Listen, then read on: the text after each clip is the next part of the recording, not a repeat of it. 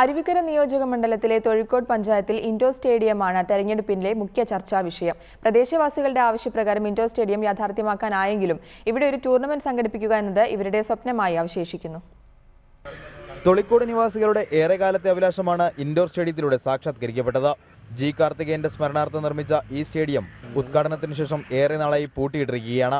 ഇതിന്റെ കാരണവും ഇവർ തന്നെ പറയും. സ്പോർട്സ് അതോറിറ്റിയുടെ തീരുമാനപ്രകാരം എന്ന് പറഞ്ഞാൽ 15 മീറ്റർ ഹൈറ്റ് ഉണ്ടെങ്കിൽ ഈ വോളിബോളായിട്ട് ബന്ധപ്പെട്ട് ഇതിനകത്ത് കളിക്കാൻ പറ്റത്തുള്ളൂ. ഒരു ക്യാമ്പായാലും എന്ത് രീതിയിൽ സംഘടിപ്പിക്കണമെങ്കിൽ 15 മീറ്റർ ഹൈറ്റ് ഉണ്ടാകും. ഇവിടുത്തെ ഹൈറ്റ് എന്ന് പറഞ്ഞാൽ 7 മീറ്ററേ ഉള്ളൂ. 7 മീറ്റർ ഹൈറ്റ് വെച്ച് വോളിബോൾ കളിക്കാൻ പറ്റുമെന്നുണ്ടെങ്കിൽ നമുക്കറിയില്ല.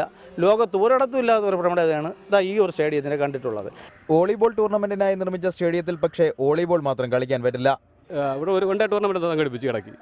പാസ് പിടിച്ച് ആ പാസ് എടുക്കുന്ന ബോൾ കമ്പിയിൽ തട്ടിയ ഫൗള് അല്ലാതെ കളി ടൈറ്റായി നിൽക്കുന്ന സമയത്ത് ഒരു ബോൾ വന്ന് ഷീറ്റിലോ റൂഫിലോ അടിച്ചു കഴിഞ്ഞാൽ അത് ഫൗളല്ല.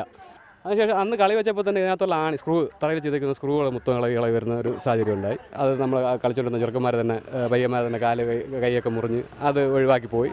1,07,00,000 രൂപ ചെലവഴിച്ചാണ് സ്റ്റേഡിയത്തിന്റെ നിർമ്മാണം.